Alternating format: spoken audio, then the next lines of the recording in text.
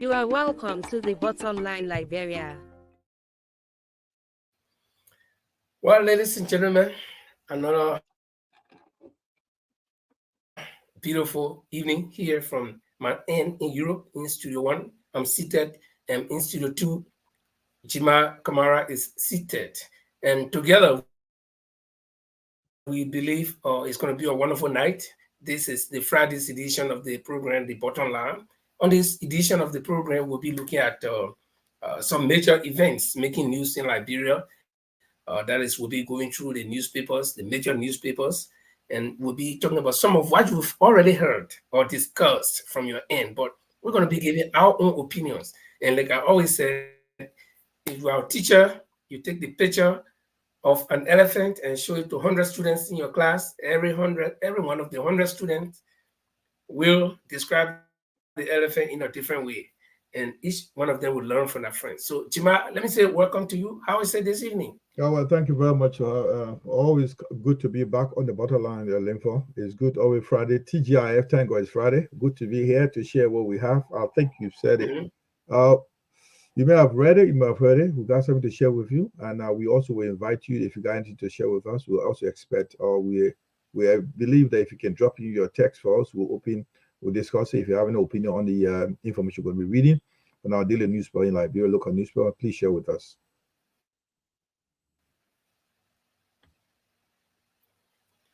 I'm not sure what's happening to your internet. You keep glitching. You keep having a glitch. You'll be talking and you'll just stop and then you freeze. But we hope it's going to be okay. But like Jima said, if you come to watch, we also need your input. We want to make this thing interactive, right? You don't just listen to us. We are not television. We are humans like you. You listen to us. We discuss the issue. Even if we say the wrong thing, you can say, give us our input. Tell us, no, this is not right. It should be this way or it was this way. So we make it interactive. Don't make it like you're watching one movie from Hollywood that has been made, edited, and it cannot be changed again. So we welcome your opinions in the chat box, or you can call us. We'll put our WhatsApp number up. You can call us, and we all can discuss the issues together because we are Liberians. But Chima, we're going to take our short break, and then we play an interlude of music. But when we come back, then we'll be going directly into our main issue. So I think Chima is going to drive us through the music. That's LBR.com.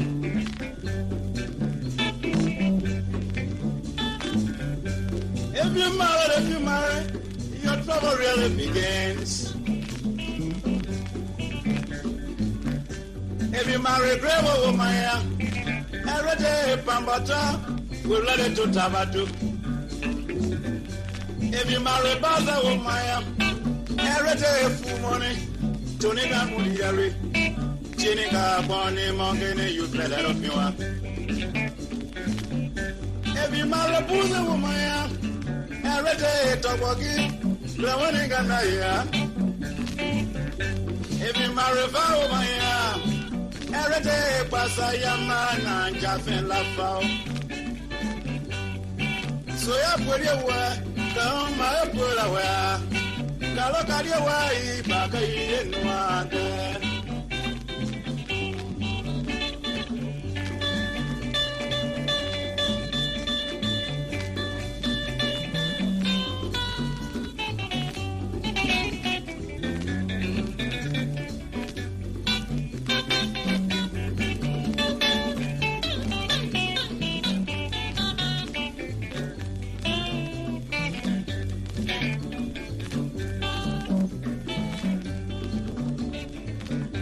If you marry a Guinea woman, she was shopping your little teeth. Some put on face like ninjas. But we got to know them in reality. I was in a little devil. If you marry a sailor woman, every day trouble, darling, by my issues, and my little father. With your word, down my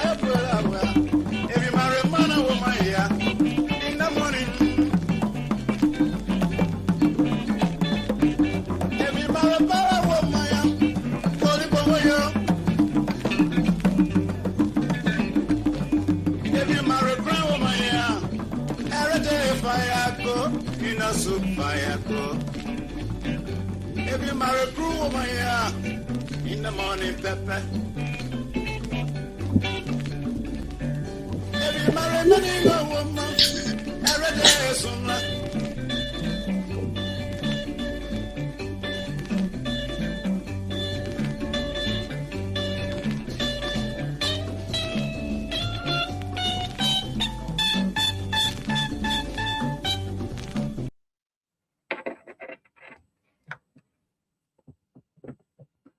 If you just joining us, this is the Bottom Liberia. We want to just Macaulay will be joining us very soon.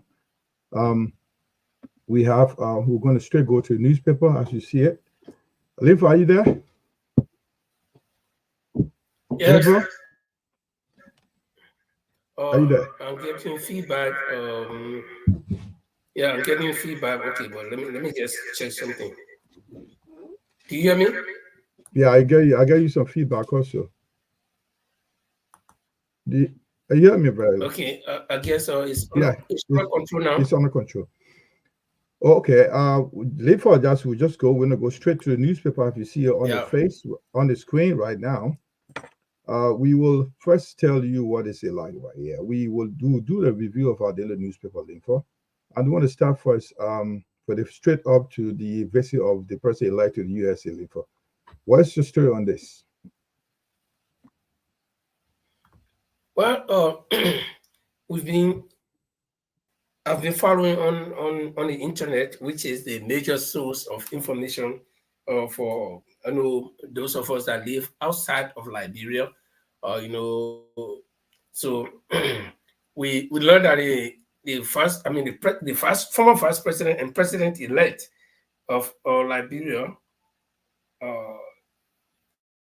Joseph Numa is traveling to the United States of America, and according to them, he's going to work after some things and have bilateral talks. I don't know who he's going to meet, but they say he's going to meet some people, his partners. But so we don't know yet whom are some of those people that he will be meeting. There are no names mentioned yet. Hopefully, all the weekend that is starting today, the weekend though, and then we'll be getting to know some of the places he will be going and whom are those he will be meeting.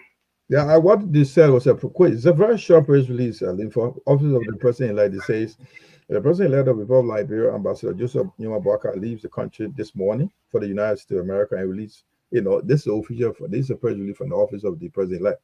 It says, while in the United States, the President-elect is expected to hold a wide range of consultation with stakeholders in the political process of Liberia, including the Union Party in the United States, Canada, to thank them for their massive and unwavering support given the United Party alliance in the elections.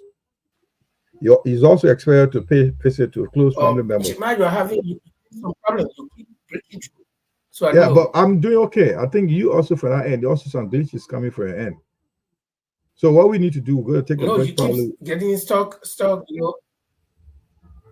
Yeah, you keep hanging. There is something wrong with your all right, let me system. Lock out and I come back.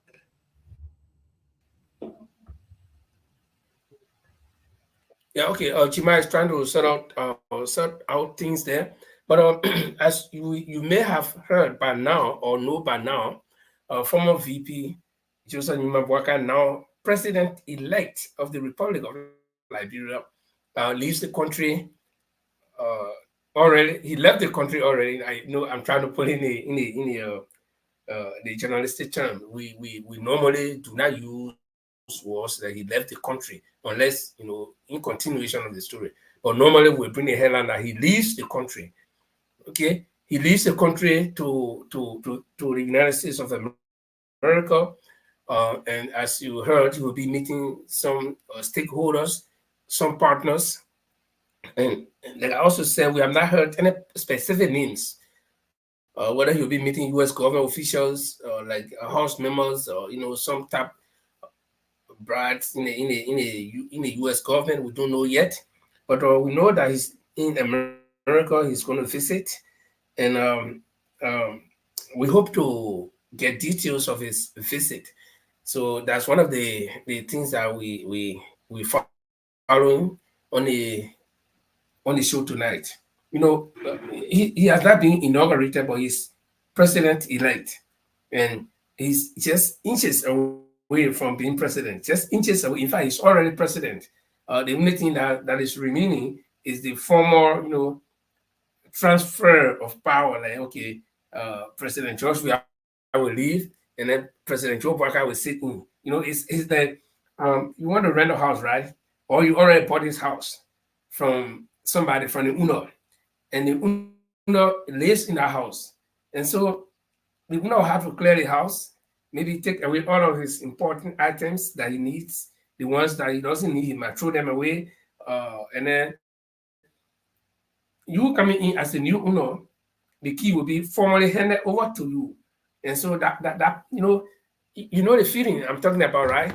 Where you live in this house several years or all of your life, and somebody else bought it from you, and then you have to turn over the key to that person, and then you know that transition where you have to leave and that person comes in. So it's kind of emotional, you know. So that's what will be happening, and we hope to see that. And right at the end of that, then we're going to have the formal inauguration, and then President Joseph Numa Boakai will be sitting as president of the Republic of Liberia. So while my colleague Chima Kamara works on some things in the background, I just wanted to make that one clear to you. And so the former VP now, president-elect of the Republic of Liberia, will be away for some time, and we don't know how long he's going to be away, but all of those details will be coming up. But stay tuned, and we're gonna like I said, we're gonna be playing you some. I mean, we're going to be giving you some details about newspapers in Liberia, and so stay tuned, stay right there, do not go anywhere.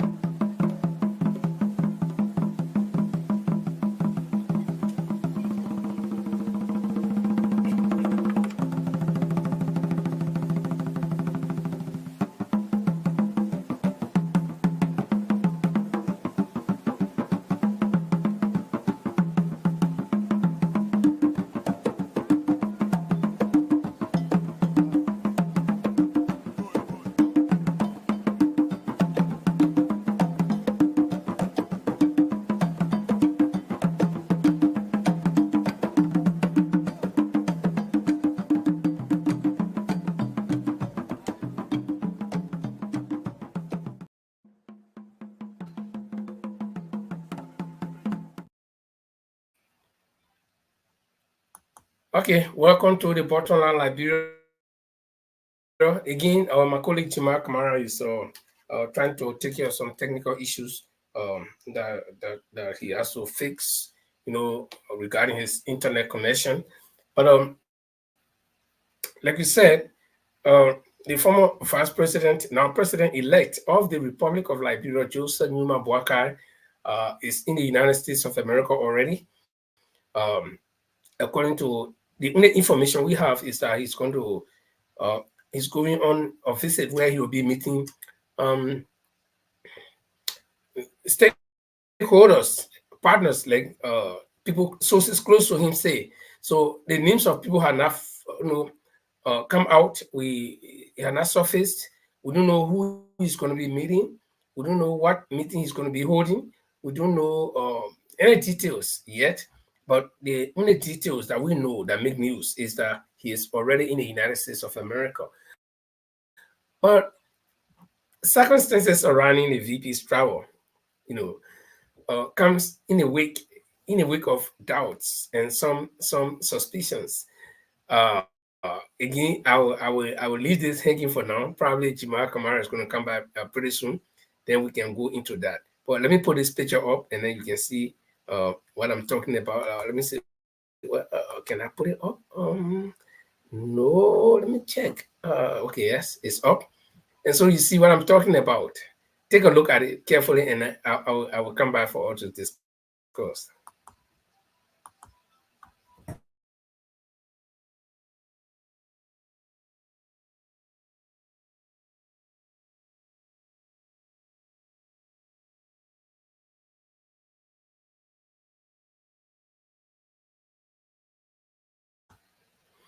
Okay, I guess you actually having a close look at that picture of the president-elect leaving Liberia for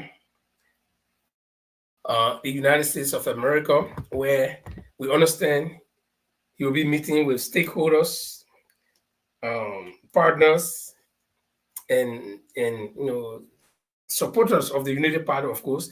As you are aware, right after the election results were announced, um, this is the first visit of the president-elect to the United States of America. And I guess in this or during this visit, he might use this occasion to meet members of the Unity Party in the US. That's the Unity Party branch in the US, and then supporters, not only partisans, but supporters and well wishers as well. So it's going to be like killing, like what we say, killing several birds with one stone. That is, you do plenty of things at one opportunity. That opportunity that comes, and then you can do so many things in that time. So it is expected. I am only preempting that it is expected that while the VP or the former vice president and president-elect is in the United States, he will be able to meet his people, supporters of the Unity Party in the US and well wishers. And then, like we heard, he will also be meeting some stakeholders. Again, we don't know who the stakeholders are, but we hope to know as soon as possible. So I don't know. You can see the Chima. Do you hear me? You are muted. Yeah, I hear you loud and clear, Linfo. Do you hear me now? Yeah. Yeah, I hear you, but you still have the same problem. But let's go. So, but I just want us to look at this picture. You can see the VP is stepping majestically. The former VP, but president-elect now, is stepping very majestically to move to the aircraft. I guess. So. The visit of the president-elect to the U.S. comes in a wake of controversies, and this is something that has been around for long. Costa, who was very close to the VP, broke this news out about the VP sickness, and that the VP was supposed to almost in the same time frame visit the United States of America after the elections, according to Costa, because he didn't want to leave before the elections, so he wanted to be on the ground. After he should have won like he did, then he will leave now and go to America for operation. And quoting Costa, it's not me, because he needed to do, or he needs to do, triple bypass heart surgery, and people deny it. People say no, it's lie, and people, supporters of the president-elect say no, it's lie, it's this, it's that. But then similar thing. I mean, the time frame is not quite different. It's almost the same. Okay, right after the elections, now the VP is going. And another thing again we need to look at. Prince Johnson, before the elections, he made a statement that if this old man is elected, he's too old, he will not be able to work. It's Jeremiah Kun that will be doing his work. So the old man has given Jeremiah Kun 2 tasks in just 1 week space. First, it was the joint presidential transitional team that Jeremiah Kun will represent him. Then 2, he's leaving the country in the hands of Jeremiah Kun. So, like I said, the trial of the old man comes in the wake of controversies. So which of these stories do we believe? Was Costa wrong? Or is there something that these people are hiding? Tima, if you can hear me. Yeah, I hear you loud and clear. I think we also have some glitches in from your end. I think there's some technical issue we have here right now. But if you are following me, do you get me a little bit, Linfo? Do you hear me okay? Yeah, I'm getting you now. The problem is, Linfo, the old man has the right, the vice president-elect or the president-elect has the right to travel to America for medical check if he wants. I mean, nobody can deny that. But the fact of the matter that we need to know probably what happened in Liberia is like, we need to know that, before you become, I think they need to come up with a bill and a law that says, before you become a president, you got a clean bill of health should be declared. Because what he has done, in short period less than before inauguration, he flew to the US. to tell, he said, according to him, to go meet stakeholders and tell the massive support of Liberian in the diaspora, thank you for your support. I think this should have been done after the inauguration, but it's so quick and so early. So there are a lot of story behind it. But let's see. Let's wish for the best. We believe that Omer, if he has gone, the president is going to, president-elect is going to meet Liberians. It's a way to go tell them thank you in a quick short turn and come back, and also do a medical checkup that's required, because we also know he's not a very healthy old man. It's also necessary that he has to go for a checkup. That's necessary as well. But whatever the story is, so a lot of rumors out there, Linford. What we can do here is to believe that he's going on a good note. He's going to visit America, to visit Liberia, so to go check himself up and come back with inauguration prepared, and like he moved majestically to come back and take over the office at the run for another 6 years. Okay, yeah, but I mean, my only concern was, when Costa said the woman was supposed to travel in, and my concern is just within the same time frame that Costa mentioned. It's the same time frame that the woman is traveling, but people said it was lie, and some people will even behead Costa for saying that. But then it's happening. So should we believe it? Should we take? Linford, you see, the thing is, he's not a hidden person anymore. He's got much under the limelight, where he has to travel out there to the US. Before he went as a vice president-elect, when nobody knew about him, he was in a public figure. Wherever he steps out now, you'll be everywhere. Press will be out there to see him. So his activity will be really closely watched. So that means like whatever he does, when he going for checkup, medical checkup, it will be known. It happened in Nigeria when the president-elect, at the time President Buhari was elected. He left Nigeria for almost roughly 3 to 4 months. Nobody knew his whereabouts for a very long time, and we knew that he was in the hospital for some time. If the president-elect is going to the hospital, there's nothing going to be hidden about it. We will know about it, because now he's the president-elect, and there's a lot of information be coming out, and there was not been a hidden things. What we can do and wish well for him. Okay. Yeah. Wish well for him. Let's wish well for him, and see that he can come back well energetic to take on the how do you call it? They say the mandate of the people. Okay. Yeah, like you said, we wish him well, and we hope that he's doing fine. And now, we'll move on to the next topic. So he'll come back and yeah, go on. Sorry. Yeah, no, yeah. We can move on to the next topic. What I'm saying is that we just hope that whatever you do will be in the interest of the country. Yeah, we wish him well. Anyway, this is another story info. Okay. I think Mr. Johnson is staying in this news again. Last week, we talked about this story. It's still coming out over and over. It's something like we need to talk about. Senator Johnson is asking for key positions in the government, and now there's inauguration yet.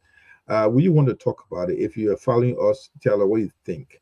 What the senator is asking for Linford, I will need some ministry. They demand this ministry to be given to him, to give it to his people in Nima County, to his party, to be specific, which are mostly demanding. The minister is asking, the senator is asking for. Let me see. This is a newspaper from the board. This newspaper came from last week, but it's very important we talk about it. It could be a deal between the senator and the Unity Party, before that allow him to give his support to the president-elect. So these are the ministry he asked for. These very areas, like the most feared warlords of civil war has site on Liberian Maritime Authority, the Liberian Telecommunication Authority, the Liberian Electricity Corporation, the National Security Agency, among others. So those are key areas for now that he is mentioning in the newspaper that the senator is asking for. So almost 20, he's asking for 20 good positions, key positions in the government. Therefore, this is what he wants. So let's see how many totals are the very top ministries we have. I think we have 18 ministries, right?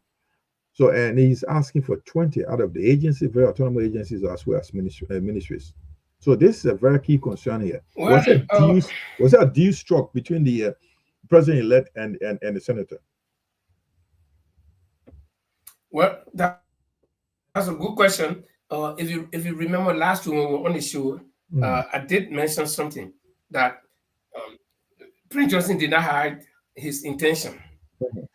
He wanted something, and since that thing was not available from the CDC government, he decided to withdraw support and go somewhere where he will find that thing.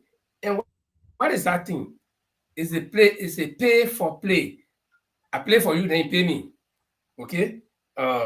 It's not anything special like I like the Unity Party or I support the Unity Party, but I give Unity Party vote, then I get so thing in return. Yeah. But then the question that you and I cannot answer right now is whether when Prince Johnson was meeting President-elect Boakai before the elections to join this union that they have now, whether they discuss some of these things, whether they said Prince Johnson put it to the table that, okay, I can't join you, I will deliver Nima to you, but I need certain things.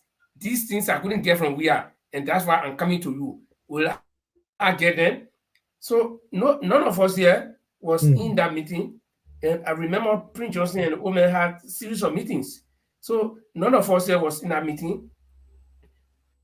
We cannot deny or confirm that such things were discussed. But again, Prince Johnson is not, like I said, Prince Johnson is not a child. He's not a baby. He's not somebody who will get wicked and act. I think some of these things were discussed in that private meeting. But now that it's coming to light, people might be surprised. People might start thinking, oh, but why is he doing it? But I'm sure the Unity Party was aware, and that's why, in fact, the Omer came out and said he's willing to dance with the devil. Well, is there a chance that he will get his demands met? Well, is there a chance that he will get his demand met because he wants 20 good positions from the key government positions? Is there any chance if this is not met, what will happen? If the demands are not met, what will happen? What do you think? Well, again, it's too soon to predict some of these things. But I mean, the thing here is that, like I said, Prince Johnson is not a small child, and Prince Johnson delivering Nima County comes with heavy price to pay. So you have to dance to the tune of Prince Johnson in order for you to continue to enjoy his what should I say, his cooperation. In order for you to enjoy his cooperation all of the time, you have to dance to the tune of Prince Johnson's demand. If he said, I want social ministry, you have to give it, because when you dance with the devil, when you sleep with, they say when you sleep with dog, you will wake up with flea. So if you dance with the devil, you gotta eat while the devil will eat. You gotta do everything that the devil will do. So there's devil that you're dancing with. The devil met you. I mean, I'm not calling Prince Johnson devil, but I'm just using what Joe Waka said. He said he would dance with the devil to win in the elections. So if you are willing to dance with the devil, good. So you gotta sleep with the devil. You gotta sit down by this devil. Whether the devil stink, you smell it. Whether the devil, anything about the devil, you'll be part of it. So if the devil say, well, now you not dress me, and I dance for you, your aim is achieved. But now this is what I want. The devil doesn't do anything for nothing. The devil say, even the medicine man say, you want to get rich, you gotta give me your child. That is child where you left, don't kill it so you can get rich. You gotta accept it because that's what you want. So now the devil say, okay, me, I want so ministry. That's the only way I'll continue to dance for you. But if you don't do it, then I will draw my support. So what you do, you gotta do it. Yeah. You saw what happened? We are 1-0 in the election because they win, because they had the country. So say Prince Johnson bargaining, this is a barter system, right? Yeah. They're not spending money in this one at barter, They only did trade where you give me your share, I give you my tracing. We exchange goods. Yeah. Minister for vote, simple. Yeah, but I think we spoke a lot of Johnson. We were underestimating his power. I think we kind of a little bit underestimated him when he said that he would deliver Niba County. There were a lot of people from Niba, natives from Niba that were running for presidency, like the councillor Teo Gongolo, Jeremiah Wopie, who all were running, and other top names in Niba County. We thought with that I would have split Niba votes, but despite that, Prince Johnson pulled off. He came out with a very good resounding victory, and he gave Niba to Unity Party. So that means like he put up a demand for 20 key positions in the ministry, for the government. So there's a threat right there. Consider Mr. Barker, failed to meet up his demand. There could be a trouble in this government. Don't you think so, Linfo?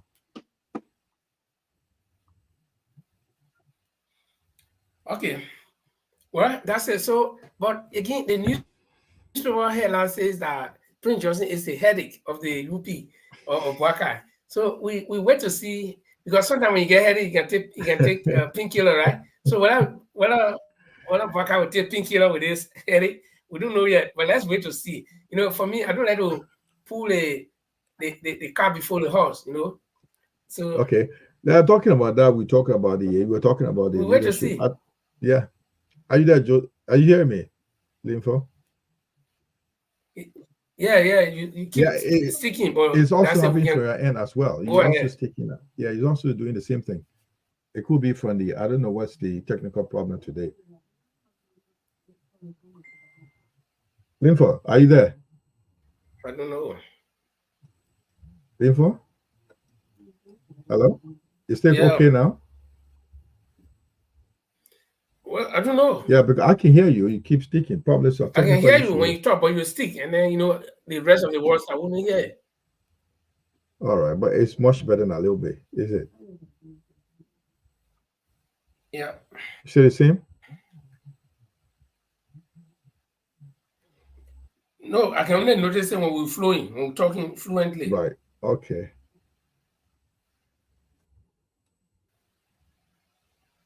I'm done. I'm not talking. I'm just trying to see if you can hear me. Yeah, I hear you. Okay. Talking about that, let's go back to the president, the current president. You guys stay in the news. This is what he said a little late for.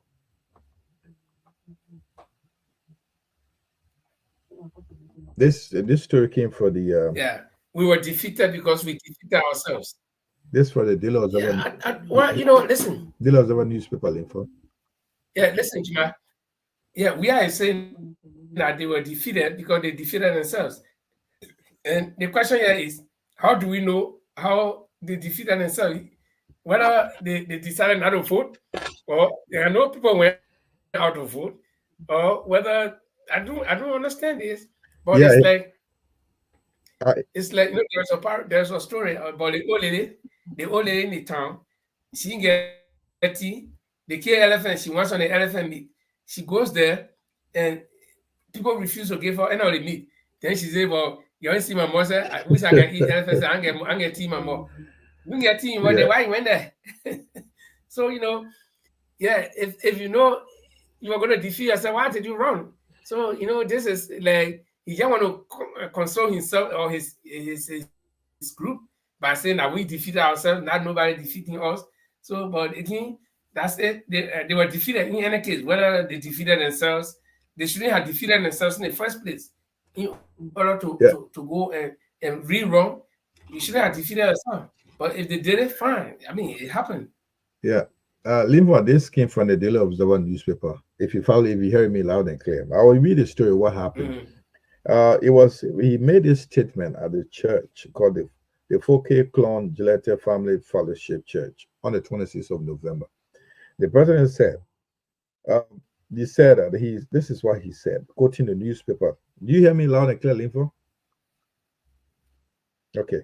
Yeah. He said that this is why he said, I'm going to quote the president from right here. He said, at the crux of the matter, according to the president, was that the lack of unity among executives of the CDC, as well as the rift among partisans and sympathizers of the party, as well as major factor that led to their loss. However, he remained optimistic about the party's chances of reclaiming victory in the 2029 elections if unity can be restored. So he said there are too many rifts among themselves as a party.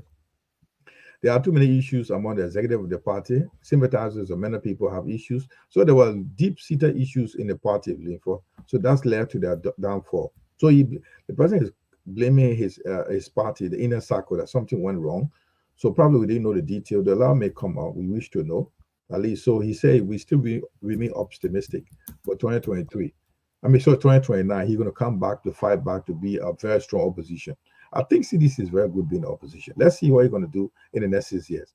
You think what are the chances for CDC for 2029? Well, you mean in 2029? No, listen. Yeah, I'll tell you something. Let's talk about the drift in the party. The PDC said they had a serious. From my layman experience with Liberian politicians and Liberian political parties and Liberian voters. No, every politician in Liberia or everybody that has become president, anyone that has ever become president in Liberia, they got a season. If you miss your season, forget it, you'll not come back. If you get your season, you serve your term, you finish, you're not coming back. I will tell you one thing. Besides the Unity Party in recent time, okay, because it's connected. We start from Todme dying office, Toba was killed. Nobody voted against Toba. Then we went through the war time. Then we came to the interim government. From there, then Taylor was elected. Taylor was taken to jail. He did not complete his term. Moses Black took over. Moses Black died. Julie Bryant took over. Julie Bryant died. Ellen Johnson took over. Ellen Johnson, in recent Liberian history, Ellen Johnson is the only president that was re-elected in a national election. Okay? Or else, all other presidents have been having like this one term. When your one term comes, okay, when Doe became president, Doe also did not complete his term. Okay? So you see, you have this trend that Liberian politicians have their term. When that term comes, you serve it. After that, few years, the people get out, you're out, no matter what you do. So in short, if you go back, look at those parties that I just named. Look at the Great Turi Party. After the coup, Turi Party went out. Then the Great NDPL came from Doe. That was a great test. And when that time came, they served, they left after Doe term. Then you get parties like the NPP. When Taylor left, NPP went. Then you got UP that has never held position before. Ellen Johnson revived it. They came to power for 12 years. Now they left. Then they came back again. So I'm not sure that CDC will be able to make a comeback. Well, if CDC can try hard, they could make a comeback in 2029. But again, the waters will be muddy because you still have parties who participated in this going election. And the Liberian people felt that some of those people who participated should have a fair chance too. Not having CDC, Unity Party, CDC all the time. It's because there were two-party state. So what the people will do is, I think in 2029, they will want to give a new party chance so that they can see what that party can do. Right. Linfa, I want you to welcome some of the staff, our followers that follow us now, and let them share with us. If you just joined us, this is the Bottom Line Liberia. We come to you live from Europe. I'm K.O. Jamal Mohammed, Jamal Kamara, based in United Kingdom, Manchester specific. With my colleague Linfa Egwangwe in Norway. Linfa, could you please welcome some of our followers right now that are joining us, that are following the show? Yeah, we want to say welcome to those of you following us, they follow us from different platforms, from YouTube, Facebook, on my own private Facebook, and also on the bottom line. So we want to say welcome to you.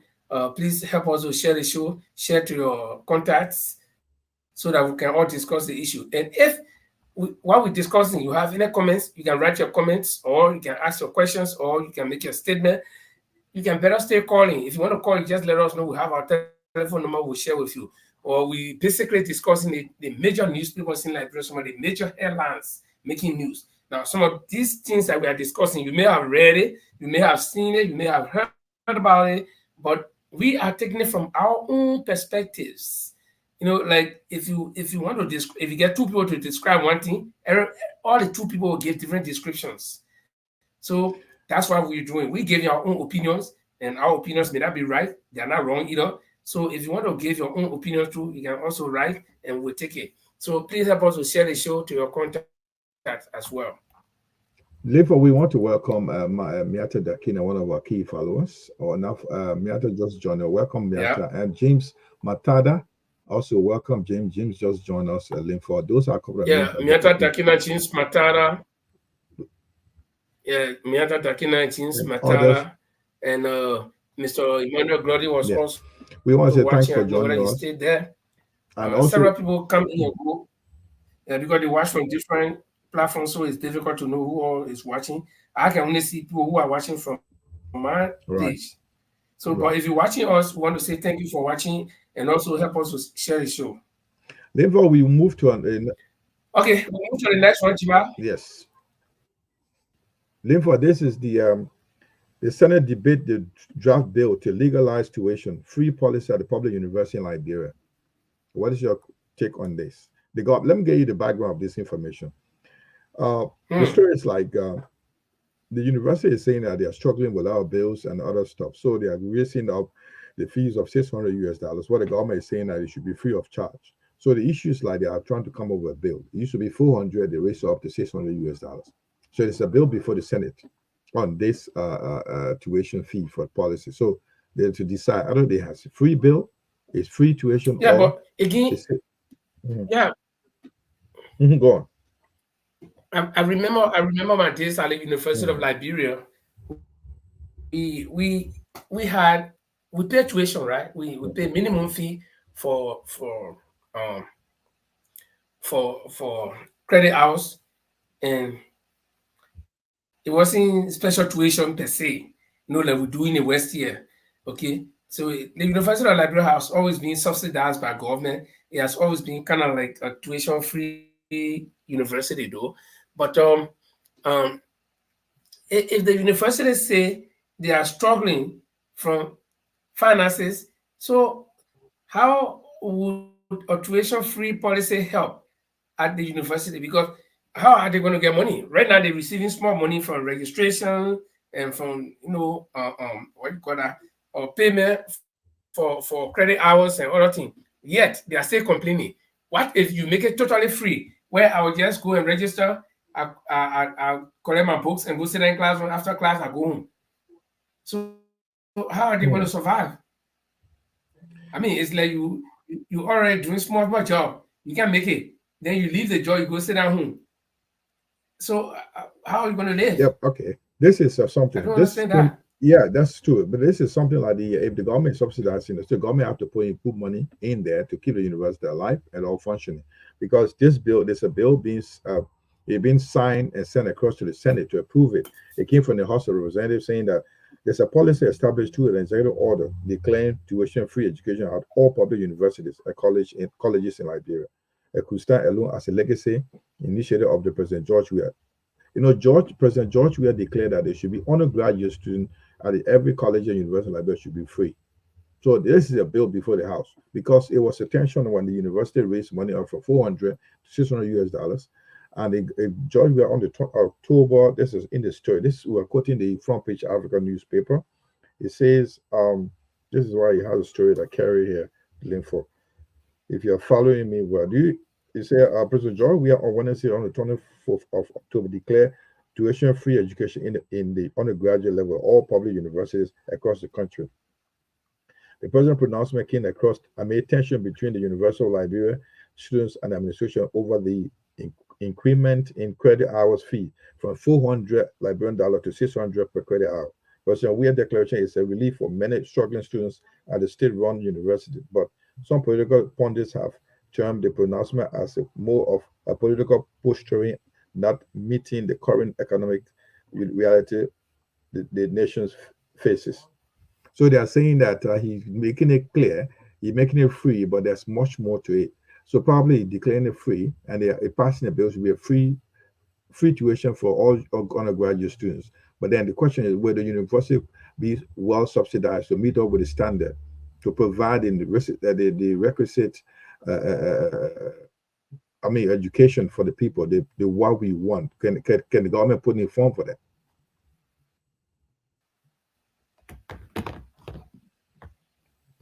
Liv, are you hearing me? Oh, well, I'm sorry for watching us. My colleague continued to break in. He gets stuck while he's in speech. But I think what my concern is already the University of Liberia students even though they're not paying big tuition, but they're paying some fees. Okay. Yeah, the And thing yet is, the university administration says, Linfo, just to information, yeah, it's about 400 LD for a credit. Yeah, it is like an hour. Like, no, come back again. I didn't hear you. let me tell you. Let me give you the background of what is the story like. The Universal Library and the students, the administration of the Universal Library and the student were talking about for a credit hour fees is 400 Liberian LD. It was raised from 400 to 600. So the students said it was too much. So President George Weah declared it should be free. So now the bills has been signed and approved by the Senate, House of Representatives, a Senate to the upper house, which is Senate. And they're reviewing the bill right now to see it should be a free tuition for a free credit hour for all undergraduate students. Yeah, okay. Look, listen, the thing is two-way. This is a two-way street. The students are saying the $400 or to $500 Liberian dollars they pay for credit hour is too much. I agree on the part of the students. Okay, good. Then at the same time, who receives that money? Is the administration of the University of Liberia that receives the money to run. Okay. Now, the University of Liberia receives this money all the time from students who are paying for credit hours, and the students are complaining. But the university at the same time is also complaining that they do not have money, that they're broke. So my question is, I see the side of the students. The students do not have money. That's why they are complaining. But the University of Liberia is still receiving the small money, at least, from the students. The minimum they can pay for credit hour. But the university authority are still crying that they are catching hard and no money to run the university fully. So then you make a bill and say you should make it totally free, that the students will not pay anything. So don't you think it's going to make the condition even worse? Is the government willing to underwrite everything, the cost of everything? So this is my concern, because yes, I agree. Aside with the students too, I know I was a student once at the University of Liberia. I know what we used to go through. Okay. So if the university is getting small money, at least small money, they're complaining. Then you say, okay, we stop everything. We make it totally free. So then how are they going to survive? Even survive?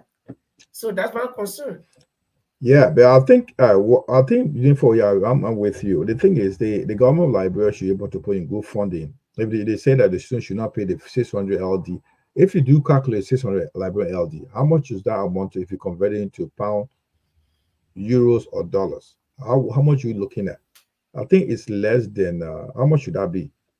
Converting 400 LD to US dollars for an hour. So that's small money, maybe 10, 15, $20. 600, 400 for an hour. Okay. If that is the case, let's say put it into $10 US. But now the student cannot afford it. But the government put in funding for those. Is the government had the funding for the university? Because if you ask, that is, it should be a free university policy, free tuition policy for the university, undergraduate universities in Liberia. So is the government willing to put in funding?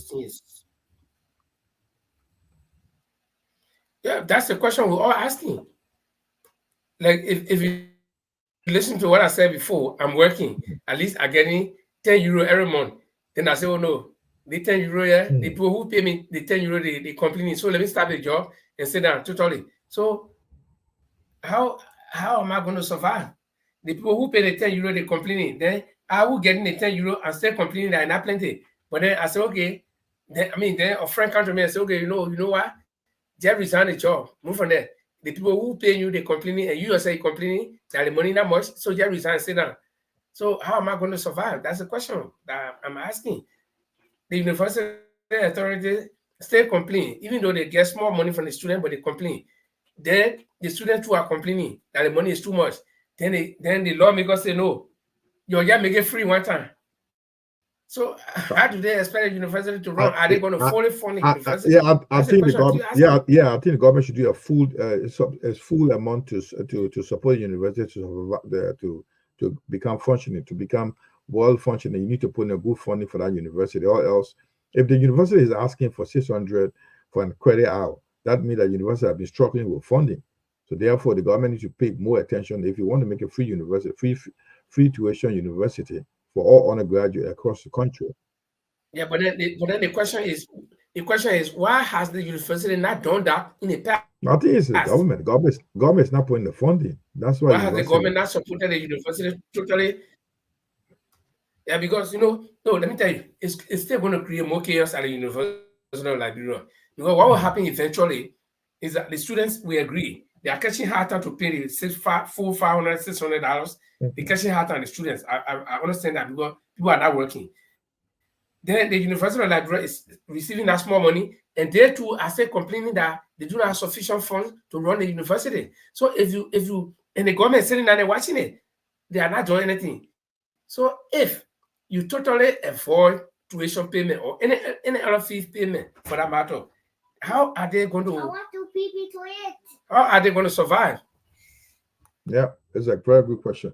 Now we move to I hope the University Library can. The government library will put in good funding for the university if they have to have the free tuition university for all undergraduate in the country. We move to the next story here, Linford. This comes from this is the story.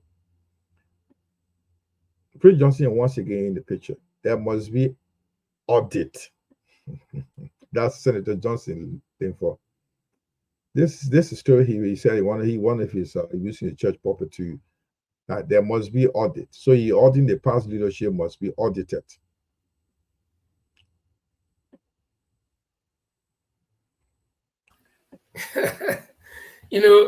Last week I made a statement. I said the old man need to show him off.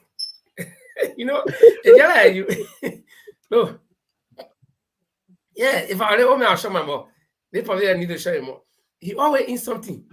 But carry a whole lot of heavy load on your head. Yeah, but they want to say the president Linford that they should audit that this should be a system that past leadership should give account. If they don't audit them, they leave them. So it will continue. It will be a kind of a customary stuff that without auditing them. What he's saying, they must be audited. What do you think? Do you agree on that? Yeah, I agree. You agree? I agree. Look, when it comes to auditing, I am fully in support of auditing. Even if you want to start from changing router until now, I'm fully in support. Good. But my thing here is those who are coming to audit, let them declare the assets. Wealth. Their what do you call that? Assets. The assets. So you know. Because two things happening here. Yeah, two things happening here. The president-elect that we have now is damn broke. It's a damn broke man. He said it. He said he's broke. The president-elect said he's broke. Long time we know he's living on credit. So that broke man coming to take over our economy. So we need to know how much he get. Now he are not taking over. He start traveling here. So to avoid all the problems, all the questions. What if he are taking over? He are being inaugurated and he's traveling now. You know what Liberian people say? Oh, the woman they get inaugurated in the man bro, he not traveling. So to avoid all the hala, let them declare their assets long ahead of time, so we'll know. The very Prince Johnson who talking, we want to know how much he got.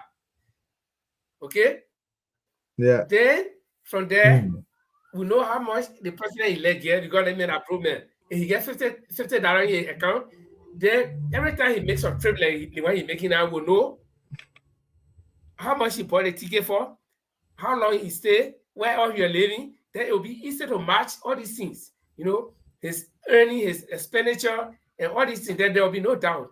But you can't leave that and just go, because I posted something today. Some of these people, like Prince Johnson, when they talk about auditing in his mind, auditing is you'll go for them, you'll go bring them, you'll go grab them and bring them.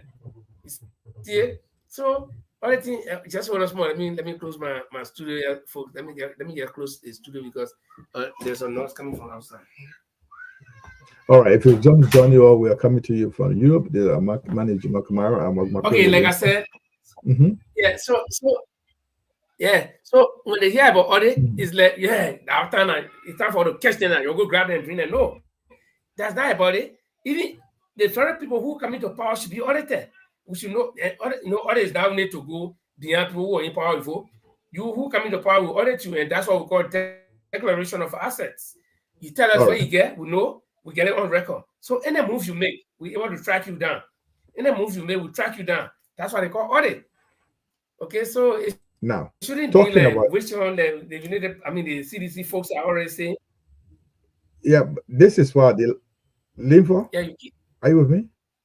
This is why yeah, the Liberian anti-corruption yeah. committee is saying that they should, all leaders coming in or going out should declare the assets. Speaking about assets, this is what before December 12th, this is what they're saying. This is the group of people that work with the LAC, Liberian Act. That's very good. This is what they are saying. So what do you see about that? He was mentioning. He said on the 12th of December, every outgoing leadership or every leaders are leaving the country or leading leader, the present leadership, key ministers should declare the assets as well as those who are coming on. So you think this is going to happen because the past leadership we did not see this happening. Few declare the assets. Even President Georgia did not declare the assets. Do you remind him declaring the assets? No, Joshua declared his asset, but it was not made public. But what should I think it should be made public? Is it? The internet problem is something that I'm hearing very loud really and clear. You are very loud and clear. Yeah, but you keep breaking every one word you say. The next one is breaking, so I hardly hear what you say. Okay, I think from your end because. So, but go on. How can it be from my? Hey, I can see on the screen that you stuck. You get stuck. You freeze. It's also happening to your end. You keep jumping. The picture keep jumping, and it's also happening for your end. I also do. You also picture the same as well. I don't know. Wait, okay. I'm not too sure what's going on. Okay, my connection is clear. My connection is very good. Let's take a break, and see if we can check the technical issues. Okay, yeah, I think so. Okay.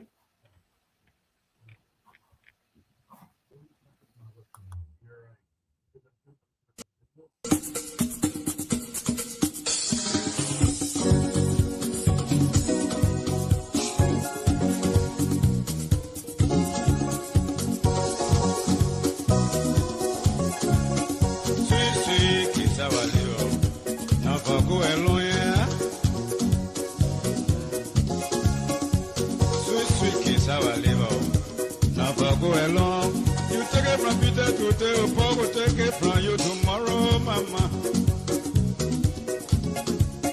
Sweet, sweet, living is sweet, whether rich or poor. Why not pray for a long fellow? He can pray for a long life.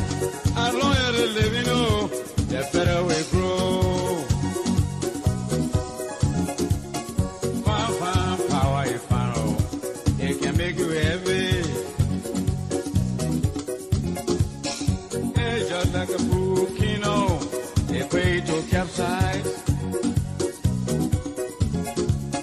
Sweet, sweet kiss our liver, not for go along. You might be can eat it, or a picture can eat it. Kiss our liver, kiss our liver, oh, sweet kiss our liver. Not for go along. You take it from Peter today, or Paul will take it from you tomorrow, mama. You take it from me today, or mother will take it from you tomorrow. Fine, oh, by your fine, may in your fever. Well, people do to you, you dare to cry. Has enough for one person, oh, it's a matter of time. As time is a lesson, yeah, rather this I had. Sweet, sweet kiss our liver, not for go alone, mama. Human being can eat it, oh, the deer can eat it.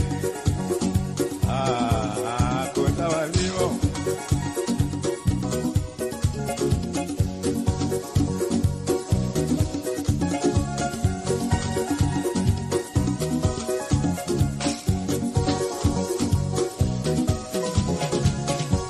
Sweet, sweet kiss our liver, not for go alone.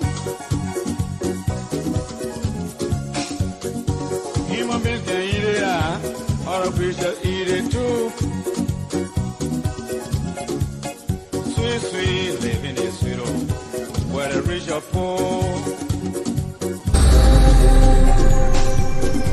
When This is Bottom Line Liberia. they can pray for long life. As long as they living, the better we grow. You check it from me right today, oh, Peter go check it from you tomorrow, mama. Hey. You take it from Peter today, oh, Paul go take it from you tomorrow. Fine, power is power. It can make you heavy. Looking like a crookino, a way to capsize. Ah, Kesavalio, Kesavalia, ah, Kesavalia, mama, no for go alone. When I pray for long fellow, he always pray for long life. As long as they living, the better we grow, my people. Sweet, sweet, Kesavalio, no for go alone. That's enough for one person, oh, it's a matter of time, Papa. After is a lesson, yeah, brother, this ahead. I'm about the way, let me where my way gone. Be the video, I'm about the way, Papa, yeah.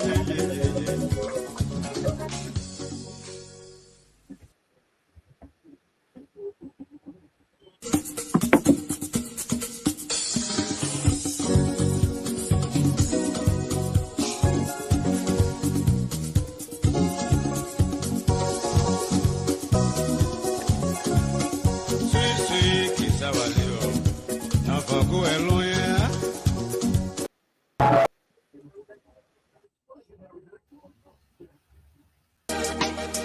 And let's talk about it. Hey, yes, Young Masu exclusive. Hey, we got plenty things to talk about here today. We got plenty things to talk about here today. Hey, God, we got plenty things to talk about here today. Hey, we got plenty things to talk about here today. See, every first start with Francie B. Yeah. Francie B, we next you. Everybody loves you. Yeah. But God love you best. Yeah. See, your dad makes you, and your mom makes you, and all your friends too. Yeah. I remember the time we were doing longer me. Raspberry JB, Equator B. I was lost, more than the B. The legend, Equator B. Yeah. It's a big blow through the game. The whole world is crossing the D.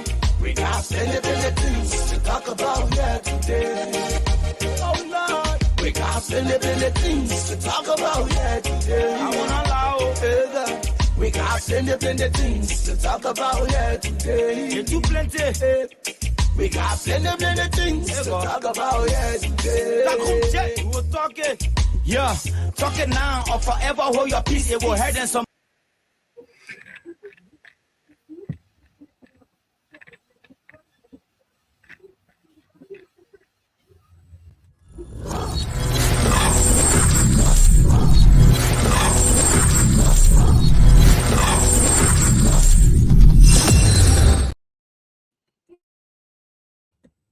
Yes, if you just joining us once again, this is the Bottom Line Liberia. My name is Jamal Kamara, live from Manchester, United Kingdom. My colleagues at the other end is Linfa Goe.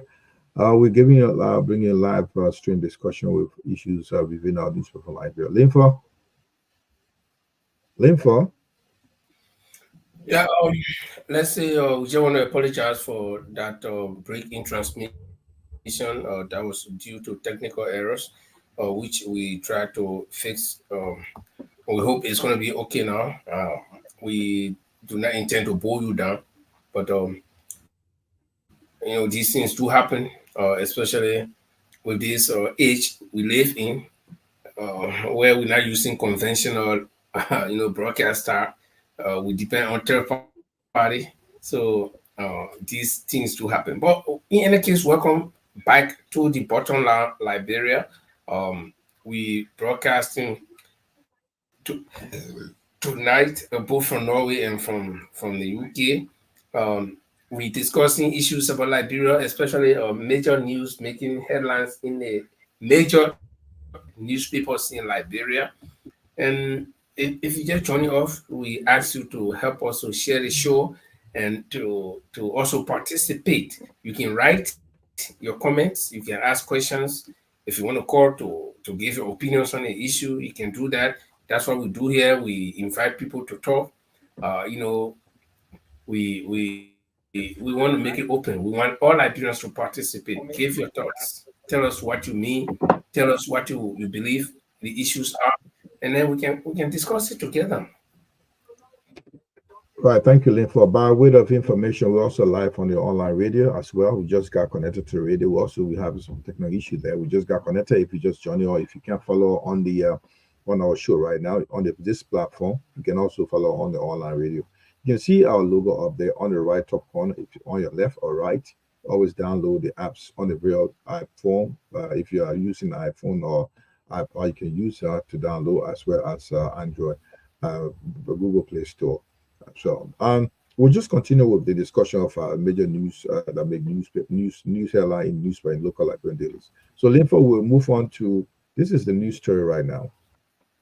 There's one Dr. Olu Q Menje is now inducted as a president of the Tubman University, full president.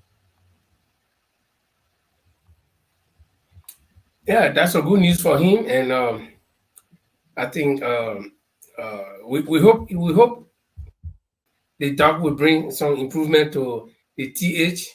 No, the T. I think TU, Tubman University, in Maryland County. TU something. Okay. My daughter attends this university, so I hope it will be improved. She doesn't have long to be there though. So we hope the doctor will bring in some new ideas and improve the university such that people in that part of the country, Maryland is one of the remotest part of the countries in terms of proximity to the capital. So we don't expect that students will come from Maryland to come to Monrovia to attend University of Liberia. So if you have a very good, better qualified university in that part of the country, it can help to serve the few counties there. Like for instance, Sano, Rioji, and all those counties, surrounding counties around Maryland County can benefit from such universities. So we hope that Dr. Olu Menje will bring in some fresh ideas and improve the Tubman University in Maryland County. And like I said, my daughter attends that university, so it's a good news. I hope everything will be okay. My little brother also attends that university. I got two people who attend that university, so I hope it will improve. It will bring in, the new administrator will bring in some fresh ideas compared to any university around the world, so that they can also have that facility. Linford, tell you. And let's say welcome to Muna Klipla, one of our faithful followers. Welcome, Muna. Linford, you know a little much about the university. Tell a little bit about the university, what the courses the university offer, and I know the university has contributed a lot to the education of to Liberia. Tell a little much about this university. Well, I really don't know much about that university. I've been to Maryland County one time, and that was 1996, if I'm not mistaken. Or no, I think 97, somewhere around there. And it was an impromptu trip. It was a funny trip. We spent 1 week to go to Maryland and come back. We went by our little fishing boat. At the time, they had the interim administration, the Farmer Council. So the council has sent some drugs and food supply to Maryland County.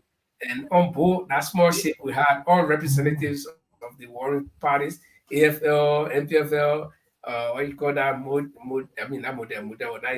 about Job Holy Group and all the other groups. They were on board. And it was quite an interesting, trip where you have all of the warring factions, represented, and we had two journalists. My friend, the late Emmanuel Molwa, he was a TV cameraman to me, and I was the anchorman. So we made our trip.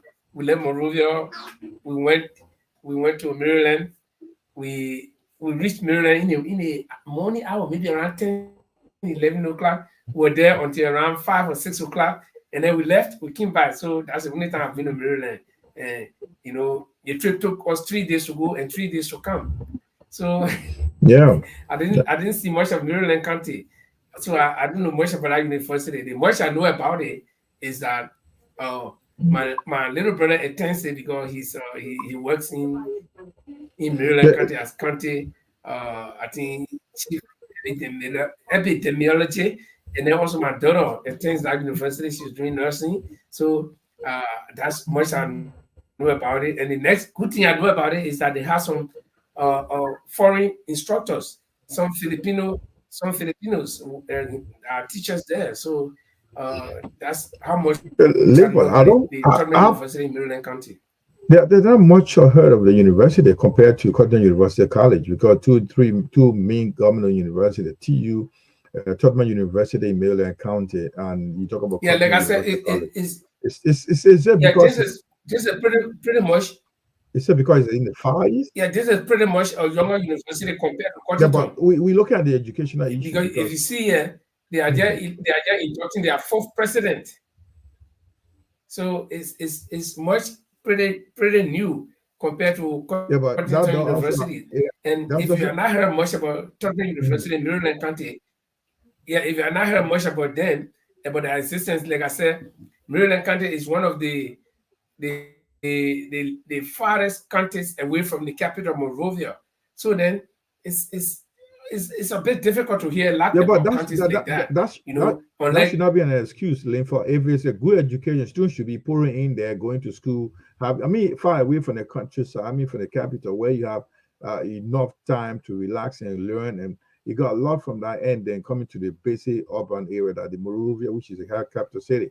I think is that really much is offered at that university in terms of higher education compared to that of the other sub-region.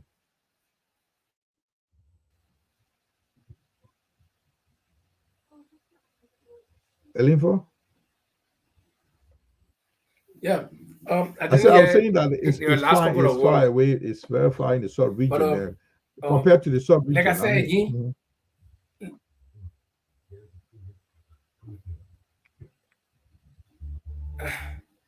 yeah, I hear you talk about sub-region. What about the sub-region? I was talking about if it's a technical university, it should be one of the best in the sub-region compared to neighboring countries. And if it's far in the Far East, it used to be technical. I think Tubman Technical University, but then I think it got upgraded to university proper. I think that's it. But that I can't, frankly speaking, I've been out of Liberia for over 20 years. So the only thing that helps me is that I'm following the internet and trying to follow friends and to know what's happening in Liberia. But it was a technical university a long time ago, because I remember when I graduated from high school, I had a batchmate, not a classmate, but a batchmate from different school. He went to this university, Tubman Technical University was, but I think later on it got upgraded to university proper. So if you see, they are just inducting their 4th president. So I think that speaks to the fact that it's a new university compared to the University of Liberia or the Cotton University College. Right. All right, then. We wish well for the professor. That's Dr. Olu GQ Manje. And we'll move to the next story that made news over the weekend in Liberia. We've been following this story, the EPS entangled in corruption. It's a question mark. What is the story? Yeah, well, the EP, you see, no, listen, some of these things can, I learned this cliche recently, like, from the net. where people say, I just laugh. That I just laugh. No, we can just say, I just laugh. I just laugh. If you have a security entity being entangled, reportedly entangled in corruption, how can you trust such entity to even take care of your president? These are people who are in the details of the president. If these people are reportedly corrupt or entangled in corruption, a lot of things can happen. But there's a background to this story. Linfo. Yeah, people who are corrupt. Yeah, people can infiltrate them with money and they can do anything. And these are the people that will put the security of our president in their hands. So for me, it's very risky if such a story is true. Linfo, there's a background to this story. They are saying the background is saying that about $200,000 was withdrawn from the saving account of the United Bank of Africa. And is this the EPS stands for the Executive Protection Services? That's the security service that protects the president, the office of the president. Do you follow me, Lufa? You hear me? Yeah, I'm just giving the background to the story. Over $200,000 were withdrawn from the saving account of the EPS. That is the Executive Protection Services. That's this is the security apparatus that protect the office of the president. So $200,000 were withdrawn from the bank account, and there where the issue is. There's a new twist to the story, but it was a recent story. The chief in the picture said that he had nothing to do with this. He denied the story that they're not involved in the corruption. He has no idea what we withdrew. He just came out recently to debunk the story, but they still continue. People still believe that because the government, President George Manuel government is leaving, he had access to go to United Bank of Africa for Africa to withdraw $200,000 from the account, the saving account of EPS. That is the Executive Protection Service of that's a security unit that protects the office of the president. So, but then if this continues, don't you think a lot of stuff coming out of Linfo where other ministries or other autonomous agencies will be taking money and damaging, like erasing a lot of evidences and stuff like that because they're leaving the office? There's no chance that to get rid of the traces, footprint in terms of corruptions, in terms of funds that were kept in the coffers of various agencies. There's a lot. We expect a lot to be reported. Don't you think so, Linfo? Well, a lot of stories might come up, and this is where it becomes necessary for these people to be audited. Every agency, every bureau, every government office, every ministry should be audited. And for me, the purpose of the audit, like some people might envisage it, is not to go after somebody, to want to grab somebody and make them prisoner, put them in jail and say you are corrupt, will beat you, will jail you, with no. The purpose for me is to establish facts leading to funds that got missing, or even if funds did not get missing, I'm getting feedback. You got some speaker on there, okay? The purpose for me is to establish what happened to funds that were supposed to be used by certain ministries, agencies, bureaus, and whatever, such as the EPS. And even if those funds were not misused, that the audit will establish that those funds are still available and the new government can make use of it. For me, that's it. And where, in the instance where the funds were used, how were they used? If the agency, the head of a particular agency or bureau can properly account for how those funds were used, then we slide away and move on to the next one. But it shouldn't be seen as, or which one, you're coming to chase us, or the people who are going to audit, or the new government say, okay, let's go get them. Oh, because if you do that, yes, you will get the people. Some of the people might take the money and keep it. And you can go and grab the guy and put the guy in jail. Say somebody get $500 million, you take it, you keep it somewhere. You destroy all evidence. Some people will not even keep money in bank. So you will go to all the bank in the world. You will not find anything. So that may get that money somewhere. You grab a man, you put a man in jail for maybe 5 years. While the man in jail, some insignificant person in our family using that money to build houses for our man. In your name, you will not know. Okay, so if you take a quick rush, you know, our old people say if you cut your heart on the chicken, the rat you use to kill the chicken, you want to kill the chicken, if you cut your heart, you miss the chicken without rat. You gotta take your time to aim the chicken well. So you take your time with the process. But if you get rushed, you might end up losing because somebody put the money and keep it in the house. They will not keep it nowhere in no bank. So, or keep it somewhere around. You go up and down. They say, we're using the money. What you do? You grab a man, put him in jail. Because you will not go behead anybody for money business. So that man will be there. After a 5 year, the man come and maybe enjoy around here. Why we stay suffering?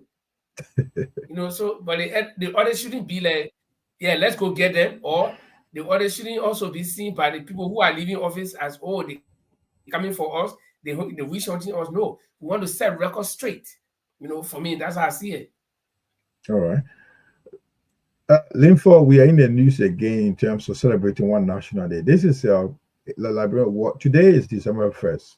They have to do a health issue. Linfo, if you hear me well, because we are experiencing some glitches anyway, but we're trying to push through. We've got a couple of minutes left and like half an hour to go. But let's try our best to go through this. Commissions that the AIDS Commission in Liberia, they released today is December 1st, a National AIDS Day. And this is what the Liberian is also part of the celebration. What is your information on the issue of AIDS in Liberia in terms of when a king broke up some years back, over a decade ago, where this disease has some serious social stigma. And now today we are celebrating, Liberia is part of the organizing activities to celebrate World AIDS Day. But then you tell me what's your knowledge of AIDS information, HIV in Liberia, then I'll give you some background information of those are affected, how the situation is like in Liberia. What is your information on AIDS or HIV story that you may want to share with us? Well, I'm confused. Yeah, I will give you my experience when it comes to the AIDS program in Liberia. But I'm confused why they have the AFL chief of staff here on this. This is the newspaper that came up with. I think he's part of the celebration. Probably it's mixed up with. But issue have carried the AIDS. So this is what AFL chief was after he was an AIDS victim. Is that attached to the newspaper? That was Prince C. Johnson. That was just a hard show for you, Prince C. Johnson, General Johnson. That was just a hard show for you. But normally they shouldn't put his picture under the caption. When we're talking about probably he's part of the. It's possible that he's part of the newspaper have their own policy they can use. Sometimes probably he's part of the organizing committee of the AIDS program in Liberia. That's for a possibility. Yeah, but I think they should. Yeah, okay. But that's it. Let me give you my experience on the AIDS program. I started to work at a radio station in 1988, and then that same year, the AIDS program was actually picking up in Liberia. If you remember family planning, the HIV, they have very strong campaigns in Liberia. And my radio station that I worked for during normal days, 1988, I started working. That was the Liberia Rural Communications Network. Mm-hmm. We were a project radio station, though with compound in ERBC yard. Haji Kroma managed to put us under the Liberia Broadcasting. If you heard about Liberia Broadcasting System, it was because of the LRC and Liberia Rural Communications Network, because they wanted to incorporate it under ERBC at the time. That's why I became Liberia Broadcasting System.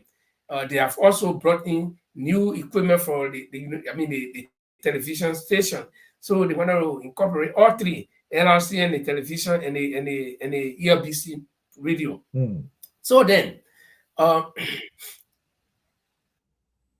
my station was one of the, in fact, was the main tool being used for the promotion of anti-AIDS and family planning program. I remember some of the jingles that we had those days. What for the family planning, like they say, we must take time how we born our children, So population growth is everybody's business. And those are things that I work with directly. I was responsible for editing those things. Yes, I was responsible for editing those jingles. Edit, record it, and listen to it, and re-edit and make it timely, the time free, and everything for you to be able to go within the 30 seconds or 1 hour slot. So those are things that I work with personally. That was my job. Okay. And then we also have program for the AIDS. I remember the Hoochie Coochie man. Anybody who remembers T. Max Johnson, not T. Max Latte, T. Max Johnson, the small man, the Hoochie Coochie man. The first time we all work at EFDC though, but the first time we came in contact was we have gone to Duco. At the time, Dr. Benson Barr was the chief medical officer of Liberia. So these guys from Geneva have come, group of guys from Geneva, white people have come to launch the AIDS program in Liberia. And that was held at the famous Duco Palace Hotel. And that was the first time I was, open to the AIDS program. And then we had that 1 week symposium workshop, so to speak. And I was one of those covering that. Since our radio was a project radio, taking care of all the promos and the jingles and whatever. So AIDS program, in fact, when I traveled to Europe here in 1999, I still brought AIDS t-shirt. I think I should still have that t-shirt. And this time it was 1999. That was Judy Andy, who is the cultural ambassador of Liberia. I also worked with the Ministry of Education. I had a former group called Liberia Health Reporters Association. So we were assigned from different radio stations. They were under my group, and we were working with Judy Andy to go around the country. Okay, with Dr. Peter Como at the time. That was between 1997, 98, 99 before I traveled. So, I brought Kick AIDS out of Liberia. I brought that t-shirt to Europe here. I was wearing that t-shirt in Sweden. A lot of Liberians came to me. Oh, my man, you're from Liberia, So, but so that's my idea about AIDS in Liberia, and AIDS have been one of the problems that Liberia has had to struggle with, and at a certain point in West Africa, we were counted among some of the countries that had the highest cases. I don't know the status now. Yeah, and so AIDS has been one of the problems with Liberia. I'll give you the I'll give you talking about status. If you're getting me loud and clear, are you still hearing me? Like, if I'm still having some technical issue, you getting me better now? Yeah. Yeah. Okay. According to the United Nations AIDS 2022 spectrum estimate, more than 35,000 persons are living with HIV in Liberia. The counties are Mossorado, Mangibi, and Grand Bassa counties continue to have the highest HIV prevalence among the 15 counties, according to accounting for about 70% of HIV burden. So about 1, 2, 3, Mossorado, Mangibi, and Grand Bassa counties have the highest. So we have 34,000 Liberians living with HIV in Liberia at the moment. That's a 2022 last year United Nations AIDS spectrum estimate for the people that live with HIV in Liberia. So that is the estimate as of today. Anyway, Liver, we move on. We hope this is another story that making news in Liberia right now. Speakers about to intensify. This is Linfo. What are you there? Yeah. This is the when I see newspaper, Linfo. When I see this other news, I just laugh. Like we say in Liberia, I just laugh.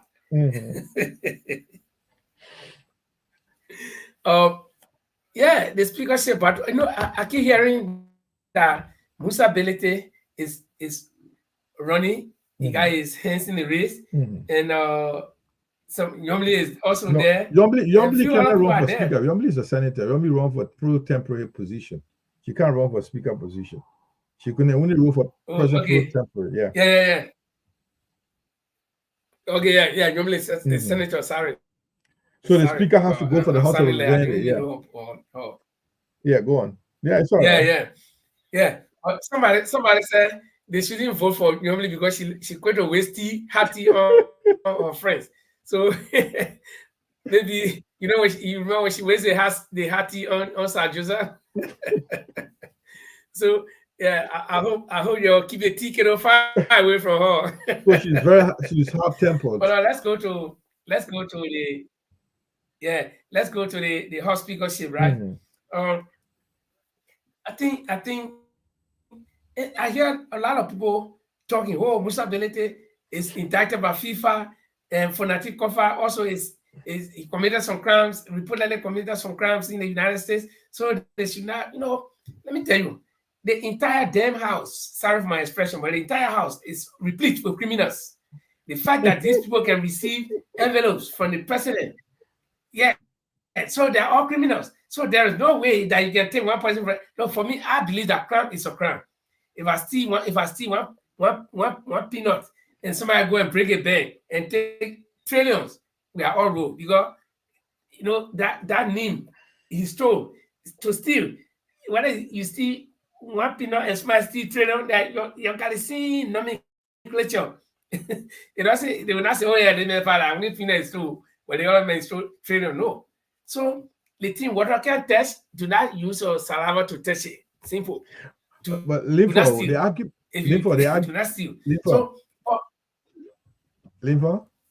the argument here is the House, the Speaker House now, since Bofa Chambers leaving, he was CDC candidate.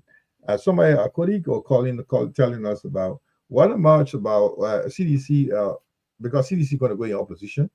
We have Unity Party already, Unity Party led government. So it could be like CDC could fight to get the position as a Speaker of the House.